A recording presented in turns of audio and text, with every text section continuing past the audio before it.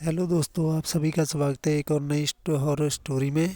तो ये स्टोरी है जो हमें रुपेश ने साझा की है, जो उनके तीन दोस्तों के साथ घटना घटी है। वो तीनों कॉलेज में पढ़ते थे, बहुत ही अच्छे दोस्त थे आपस में। और उनके जीवन में एक ऐसी घटना घटी जिसके लिए जो उन्होंने बताया, अभी भी मेरे रोंगटे खड़े हो जाते हैं उस चीज़ को। तो उन्होंने सोचा भी चलो हम कुछ नया करते हैं, अलग करते हैं। तो रुपेश, दिनेश और कार्तिक तीनों दोस्त थे। तो जो कार्तिक था वो थोड़ा दिखने में हट्टा कट्टा था, निडर था।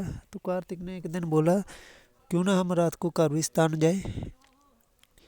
तो वो पहले तो दूसरों घबरा के भी, रात को कब्रिस्तान में इसे क्या हो गया है। तो वो बोले कुछ नहीं है, भूत प्रेत कुछ नहीं होते, मैं हूँ आपके साथ, हम चलते हैं। तो ऐसे ही तीनों आपस में मिल गए और चले गए एक रात। तो वो थोड़ी दूर पे कब्रिस्तान था उनके फ्लैट से जो था। तो वो बहुत हॉरर कब्रिस्तान था। वहाँ पे कई बार बहुत घटना हुई है। रात का टाइम था, जब कब्रिस्तान पर पहुँचे तो वहाँ पे उसे बाहर एक सिक्योरिटी गार्ड वाला मिला। उसने सिक्योरिटी गार्ड वाले को बोला कि हमें कब्रिस्तान में अंदर जाना है। तो उन्होंने मना कर दिया। वो बोला इतनी रात को हम नहीं भेज सकते, टालने लग गया। इसके बाद उन्होंने कुछ उनको लालच देने की कोशिश की, 500 रुपये दिया, जिसकी वजह से वो मान गया। और उसने एक बात बोली, अगर आप में से कोई वापस नहीं आया तो मेरी कोई जिम्मेदारी नहीं होगी। एक और बात उन्होंने जो बोली थी कि अगर आप एक गेट से जाओगे तो दो गेट से बाहर आ जाना, और पीछे मुड़ के कभी मत देखना। कोई भी आपको आवाज़ लगाए तो पीछे मत देखना।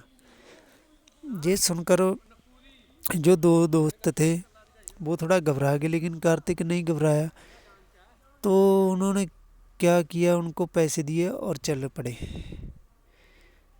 जब वो पहले गेट पे पहुंचे तो उनको कब्रिस्तान के अंदर एंटर हुए तो लाइटें जगमगा रही थी, जगबुझ कर रही थी।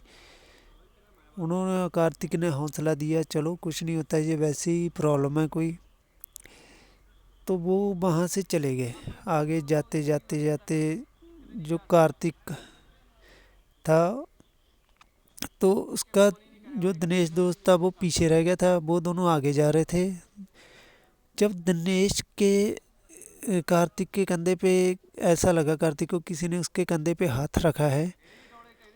तो कार्तिक को बोला, दिनेश क्यों घबरा डरा रहा है हमें, चलते हैं। जब कंधे पे हाथ रखा तो उन्होंने बोला, यार मैं पीछे रह गया हूँ, मेरे को भी ले जाओ। लेकिन उनको जो सिक्योरिटी गार्ड की बात थी वो उनको ध्यान में समझा रही थी कि पीछे मुड़ के मत देखना, कुछ भी हो जाए। तो वो वहाँ से चले गए और बोल रहे हैं तू जल्दी जल्दी आ जा। लेकिन उनको ये नहीं पता था कि उनका जो दिनेश दोस्त था वो पीछे रह गए, वो आगे जा रहे हैं और बहुत आवाज़ें आ रही है उनको। तो जब वो कब्रिस्तान के दूसरे गेट पे पहुँचे तो उन्होंने देखा बाहर निकलकर कि उनका दोस्त नहीं है, दिनेश दोस्त था वो नहीं है उनके पास। वो घबरा गए। और जब वो उन्होंने देखना शुरू किया तो उनको फिर से वही आवाज़ आई भारी भंकम में कि तुम तो बच गए, तुमने तो नहीं पीछे मुड़कर देखा, लेकिन तुम्हारे ये दोस्त पीछे मुड़कर देख गया। अब इसके साथ जो होगा वो तुम लोग देख लेना। ये सुनकर वो इतना घबराए और वहीं से उठा भागे और कब्रिस्तान की ओर भागे। तो उन्होंने अपने दोस्त को उठाया। वो कब्रिस्तान के बीच में बेहोश पड़ा था। शायद उसने पीछे मुड़कर देख लिया था। उन्होंने अपने दोस्त को जल्दी जल्दी से उठाया और घर पे ले गए। जैसे फ्लैट में गए, उसको होश दिलाया तो उन्होंने पूछा कि तेरे साथ क्या हुआ। तो उसने बोला, मेरे को नहीं पता, मेरे को पीछे आवाज़ आई थी, जब मैं पीछे मुड़कर देखा तो मैं बेहोश हो गया, मेरे को आगे कुछ याद नहीं है इससे आगे का।